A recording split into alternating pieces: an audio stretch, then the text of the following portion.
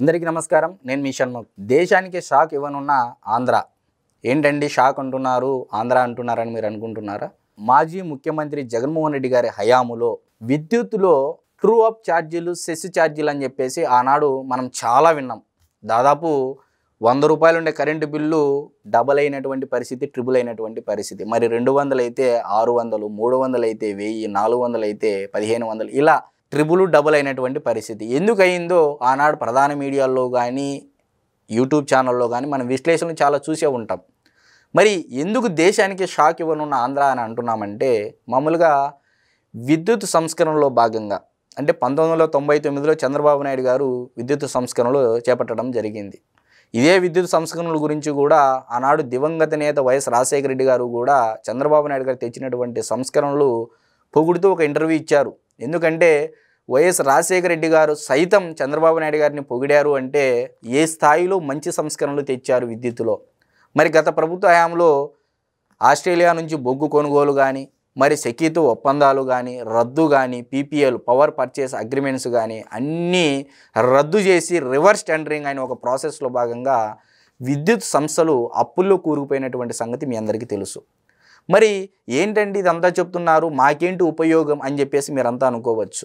ఈరోజు ఏపీలో ఉన్నటువంటి AP electricity regulator commission, APERC, అదేవిధంగా ఎఫ్పిపిసిఏ అంటే fuel and power purchase cost adjustment అని చెప్పేసి ఈ రెండింటి ద్వారా ఆదా చేసినటువంటి మొత్తాన్ని దాదాపు 900 కోట్ల రూపాయల మొత్తాన్ని సుమారుగా తిరిగి ప్రజలకే ఇవ్వనుంది ఇప్పుడున్నటువంటి చంద్రబాబు నాయుడు గారి సర్కారు. ఏ విధంగా తగ్గిందండి, మీరు ఇది ఎట్లా చెప్తున్నారు? మరి అప్పుల్లో కూరుకుపోయి ఉన్నటువంటి ఆంధ్రప్రదేశ్ విద్యుత్ సంస్థల్ని లాభాల్లోకి తీసుకురావడమే కాక మిగిలినటువంటి డబ్బుని తిరిగి మళ్ళీ ప్రజలకే విద్యుత్ అంటే ఛార్జీలు తగ్గించడంలో ఇవ్వడం అనేది చాలా ఇది గొప్పదైనటువంటి విషయము, హర్షించదగ్గ విషయము. ఇది దేశానికి ఒక రోల్ మోడల్ అని అయితే మనం ఖచ్చితంగా చెప్పచ్చు.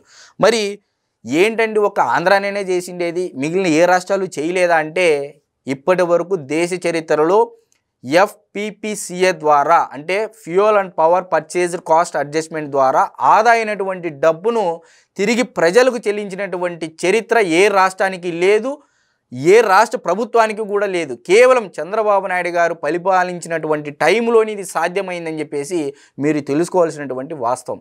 మరి మిగిలిన రాష్ట్రాల్లో ఒకసారి చూద్దాం. గుజరాత్లో ఇదే ఇంధన సర్ఛార్జీలను తగ్గించింది, కానీ ఇది కేవలం భవిష్యత్తులో వచ్చే రేట్లలో మాత్రమే తగ్గింపు మాత్రమే అని చెప్పేసి గుజరాత్ రాష్ట్ర ప్రభుత్వం కూడా ప్రకటించింది. మరి గతంలో చేసిన వసూలు మొత్తాలను ఎక్కడా తిరిగి ఇవ్వలేదు.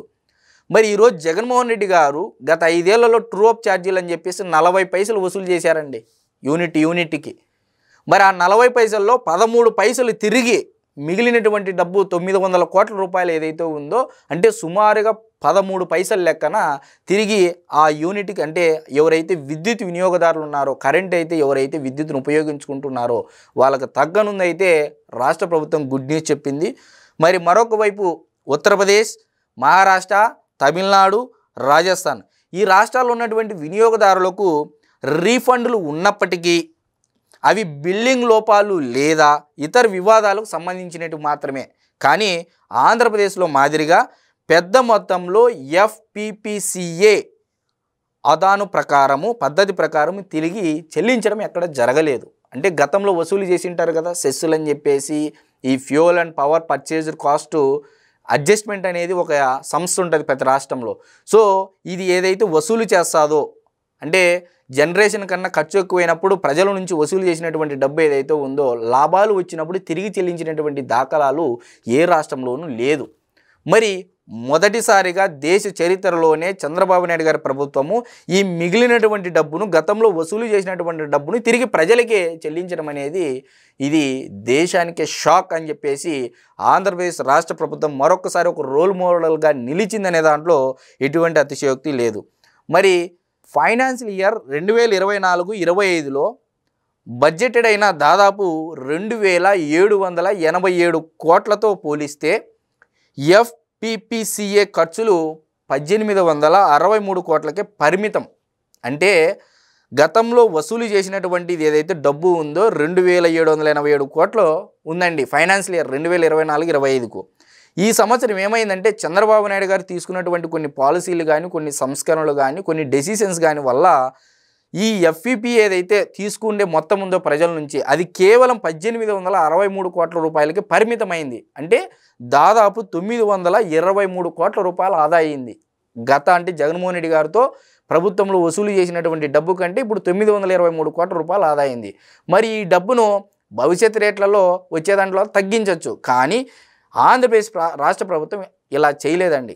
మీరు ఏదైతే డబ్బు చెల్లించారో మీ డబ్బు మీకే అని చెప్పేసి, మీ డబ్బులు మీకే వెనక్కి అని చెప్పేసి ఈరోజు ఆంధ్రప్రదేశ్ రాష్ట్ర ప్రభుత్వం కూడా ఆర్డర్లు పాస్ చేయడం జరిగింది. సో ఇది దేశ చరిత్రలో ఒక సంచలనమైనటువంటి విషయం. మరి జగన్మోహన్ రెడ్డి గారి హయాంలో ఏ విధంగా అయితే సెకీతో జరిగింది అంటే పవర్ పర్చేస్ అగ్రిమెంట్స్ పీపీఏలు రద్దు చేయడం కానీ, మరి ఆస్ట్రేలియా నుంచి బొగ్గు కొనుగోలు చేయడం కానీ, తద్వారా విద్యుత్ కాస్ట్ అనేది చాలా పెరగడం జరిగింది పర్ యూనిట్. మరి చంద్రబాబు నాయుడు గారి సంస్కరణల ఫలితంగా, మరి ఆయన దూరదృష్టి పరంగా ఈరోజు విద్యుత్ సంస్కరణల పరంగా రాబోయే రోజుల్లో ఇంకా విద్యుత్ ధరలు తగ్గబోతున్నాయని అయితే మనం ఖచ్చితంగా అయితే చెప్పచ్చు. అందరికీ నమస్కారం.